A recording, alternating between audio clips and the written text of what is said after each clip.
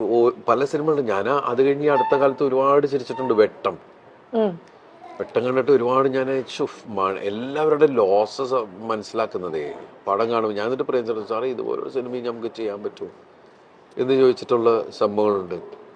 ഒരുപാട് ചിരിച്ചാണ് അത് കണ്ടത്. പിന്നെ ഞാൻ ചെയ്തതിൽ ഞാൻ ഇടയ്ക്കിടയ്ക്ക് ആലോചിച്ച് ചിരിച്ചിട്ടുള്ളത് കിങ് ലെയറിൽ ഒരുപാട് സാധനങ്ങളുണ്ട്. കിങ് ലെയറിൽ ഒന്നാമത് ഈ ബാലുവും ഞാനും കൂടെയുള്ള കോമ്പിനേഷൻ എനിക്ക് ഇഷ്ടപ്പെട്ടത് തന്നെയായിരുന്നു. പിന്നീട് ഞങ്ങൾ അങ്ങനെ ചെയ്യാനുള്ളൊരു സിനിമകൾ ഒത്തു വന്നില്ല. അപ്പോൾ കാരണം അവൻ ലോക്കൽ സാധനങ്ങൾ വെച്ച് കളിക്കും, ബഹുമിടുക്കനാ. അതും ഓവർഡു ഒന്നും ചെയ്യത്തില്ല.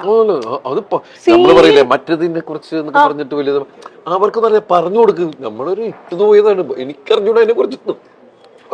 പറഞ്ഞു കൊടുക്കുന്ന പറയുമ്പോൾ ഒരു നോട്ടമുണ്ട്.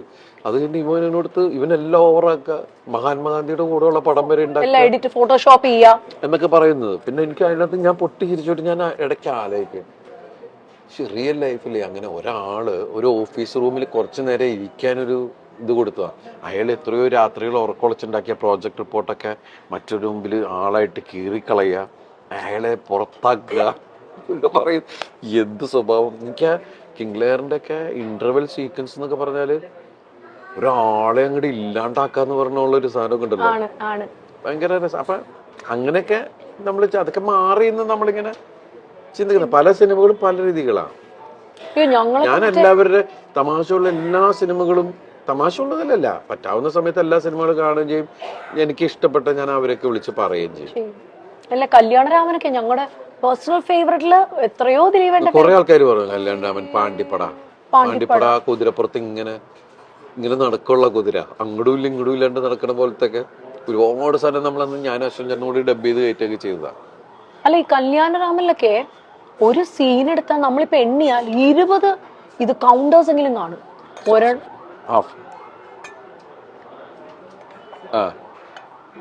കാര്യം ഈ പറഞ്ഞ പോലെ സലീമേട്ടന്റെ കൗണ്ടർ, ഇപ്പുറത്ത് ഇന്നസെന്റേട്ടന്റെ കൗണ്ടർ, ഇതിൽ ആരെ നോക്കണം എന്നുള്ള ഞങ്ങളുടെ കൺഫ്യൂഷൻ. പുറത്ത് ഈ പറഞ്ഞ ലാലു അലക്സ് സാർ നിൽക്കുന്നു, ലാലേട്ടൻ നിൽക്കുന്നു, ദിലീപേട്ടൻ നിൽക്കുന്നു, ഇങ്ങനെ നിന്ന് കത്തിക്കുക. ഓ ചിരിയുടെ മാൽപ്പടക്കം എന്നൊക്കെ പറഞ്ഞാല്. പിന്നെ ആ ഷൂട്ടിംഗ് സമയത്ത് തന്നെ ഭയങ്കര ചിരികൾ ഉണ്ടായ പടമാണ് അതൊക്കെ.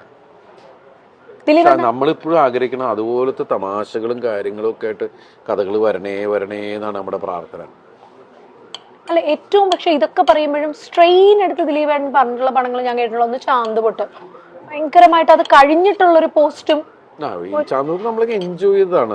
തമാശയും കാര്യങ്ങളും ഒക്കെ പുതിയ സാധനം ചെയ്യുന്നതിന്റെ ഒരു സുഖം ഉണ്ടല്ലോ. അതുപോലെ തന്നെ ഈ ലാൽ ജോസ് സാറുമായിട്ട് ഏറ്റവും കൂടുതൽ എനിക്ക് തോന്നുന്നു സംസാരങ്ങൾ ഉണ്ടായത് ആ സമയത്താണ്. ദിലീപേട്ടൻ തന്നെ പറഞ്ഞിട്ടുണ്ട് കാര്യം ഇതെങ്ങനെ ഞങ്ങൾ ഇടിയാ എന്റെ വീട്ടിൽ മൂത്താള് പുള്ളിയാ.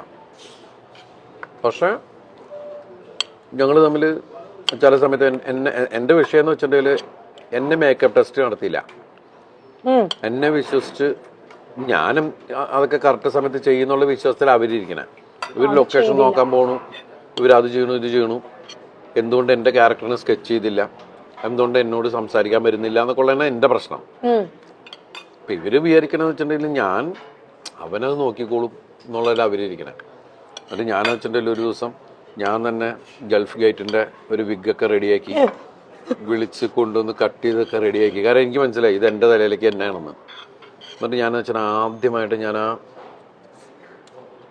മേക്കപ്പ് ചെയ്ത് ചെല്ലുന്നത് രാജൻ പിതാവിന്റെ മുമ്പിലാണ്. രാജേട്ടനും ഞാനും അന്ന് വേറെ ഏതൊരു സിനിമ ചെയ്യാം. ആ സമയത്ത് രാജേട്ടന്റെ മുമ്പിൽ ഞാൻ ചെന്നു വെച്ചാണ്. രാജേട്ടൻ ചിരിച്ചിരിച്ച് ഇതിപ്പോഴും ഓർമ്മയുണ്ട്. നമ്മള് കെട്ടിപ്പിടിച്ചോടാ, എടാ ഇത് എന്നെ മതി കേട്ടോടാ, അപ്പിയറൻസ് ഇത് എന്നെ മതി കേട്ടോടാ എന്നൊക്കെ പറഞ്ഞിട്ട് ഇതായി. അത് കഴിഞ്ഞിട്ട് പിന്നെ ഞാൻ ആരെയും കാണിക്കാനൊന്നും പോയില്ല. ഞാൻ എന്നിട്ട് അവിടെ മിണ്ടാതിരുന്നു. അത് ഞാൻ ഈ പടത്തിന്റെ ലൊക്കേഷനിൽ വരികയാണ്. അങ്ങനെ തലേദിവസം രാത്രി, നാളെ ഷൂട്ടിംഗ് ഉണ്ട് രാവിലെ, തലേദിവസം രാത്രിയെ കഴിഞ്ഞപ്പോൾ എന്നെ മേക്കപ്പ് ടെസ്റ്റായി. അവർ വിഗൊക്കെ സെറ്റ് ചെയ്തിരുന്നു. അത് വിഗൊക്കെ സെറ്റ് ചെയ്യുമ്പോൾ ഞാൻ ഈ ലോലൻ എന്നൊക്കെ പറഞ്ഞ പോലത്തെ നമ്മുടെ ഇതില്ലേ ഒരു ഹിപ്പി മുടിയൊക്കെ അങ്ങനെയൊക്കെ ഉള്ളതായിരുന്നു. വിഗ് സെറ്റായില്ല, അത് വിഗായിരുന്നു. ഇത് റിയൽ മുടി പോലെയായിരുന്നു. ശരിയായില്ല. അപ്പം അപ്പോഴാണ് ലാലു ഒക്കെ ടെൻഷനായി, പിന്നെ ഒന്നും മിണ്ടാനും പറ്റില്ല. അപ്പൊ ഞാൻ പറഞ്ഞു നിങ്ങളൊക്കെ എല്ലായിടത്തും എല്ലാ കാര്യങ്ങളും. അപ്പൊ എന്നെ ഇങ്ങനെ ശ്രദ്ധിക്കണമായിരുന്നു, ഈ കഥാപാത്രത്തിനെ അന്വേഷിക്കണം എന്നൊക്കെ പറഞ്ഞിട്ട് ഒന്നും മിണ്ടാതിരുന്നു. കാരണം രാവിലെ പിന്നെ എന്ത് ഷൂട്ട് ചെയ്യും എന്നുള്ള രീതിയിലാണ്. പിന്നെ ഈ വിഗും ഇട്ട് പണിയാൻ നോക്കുന്നു. അപ്പൊ ഞാൻ റഷ്യക്ക് എടുത്തോണ്ട്, റഷ്യക്ക് എൻ്റെ ഒരു വിഗ് ഉണ്ട്, പട്ടൺ ഷായിക്കാൻ പട്ടൺ റഷ്യക്കാണ് എൻ്റെ. അപ്പൊ ഇവര് പറഞ്ഞു വെച്ചിട്ടാണ് അവര് സെറ്റപ്പ് ചെയ്തോണ്ട്. അവരുടെ കുഴപ്പം ഇതൊന്നുമല്ല, ഇത് ചെറിയ കമ്മ്യൂണിക്കേഷന്റെ പ്രശ്നം ഇതാണ്. പക്ഷെ ഞാനന്ന് കരുതൽ നടത്തിയതുകൊണ്ട് ഞാൻ അവസാനം ഇത് എടുത്തു കൊടുത്ത്, എന്നിട്ട് റഷ്യക്ക് അവരെ കൊണ്ട് സെറ്റപ്പ് ചെയ്തപ്പോ കറക്റ്റ് ആളായി. ഞാൻ നേരത്തെ വെച്ചതിനേക്കാൾ അവര് സെറ്റപ്പ് ചെയ്യുമ്പോൾ അതിന്റെ സെറ്റപ്പ് മാറുമല്ലോ റിയൽ മേക്കമാൻ വരുമ്പോൾ. അപ്പൊ കറക്റ്റ് മീശയൊക്കെ കറക്റ്റ് ചെയ്ത് ഇതായി. മീശൊന്നും അങ്ങനെ വടിച്ചു കളയുന്നില്ല, കുറച്ച് എൻ്റെ രീതിക്കൊക്കെ ആക്കി കണ്ണൊക്കെ എഴുതി ചെന്ന് ഇപ്പൊ ഇത് കൊള്ളാം എന്ന് പറഞ്ഞില്ല ആലു, ഇത് കൊള്ളാം എന്ന് പറഞ്ഞിട്ട് അങ്ങനെയൊക്കെ ഉള്ള ഓരോ വിഷയങ്ങളൊക്കെ വെച്ചിട്ട് ഉണ്ടായ പരിപാടികളാണ്. പക്ഷെ നമ്മുടെ വീട്ടിലെ മൂത്താള് പുള്ളിയാണ്. അതിപ്പോ എൻ്റെ ഏറ്റവും മലയാള സിനിമയിൽ എന്നെ നന്മ മാത്രം ആഗ്രഹിക്കുന്ന ഒരാളാണ്. അത് എടുത്തു പറയേണ്ട ആൾ ലാൽ ജോസ് തന്നെയാണ്. ആരേക്കാൾ കൂടുതൽ വഴക്ക് പറയുന്ന സമയത്ത് വഴക്ക് പറയും, ഇതൊക്കെയാണ്. പക്ഷെ ഞങ്ങൾ തമ്മിൽ വഴക്കിട്ടാൽ ആരും അത് കോംപ്രമൈസ് ചെയ്യാൻ വരുമോ, അതിനിടയിൽ സംസാരിക്കാനായി വരാറില്ല വർഷത്തിനിടയിൽ. കാരണം വഴക്കിട്ടാലും ഒരു 5 മിനിറ്റ് കഴിയുമ്പോൾ ചിലപ്പോൾ ലാലിൻ്റെ മടി കിടന്ന് ഉറങ്ങുണ്ടാവും. അങ്ങനത്തെ ആൾക്കാരാണ് ഞങ്ങൾ. എൻ്റെ വീട്ടിൽ എൻ്റെ അച്ഛൻ ലാലുവിനെ പരിചയപ്പെട്ട അന്ന് മുതൽ ലാലുവിനെ പുള്ളിയുടെ മോനായിട്ട് കണ്ടേക്കണം, മൂത്ത മോൻ എന്നുള്ള രീതിയിലാണ് കണ്ടേക്കണം.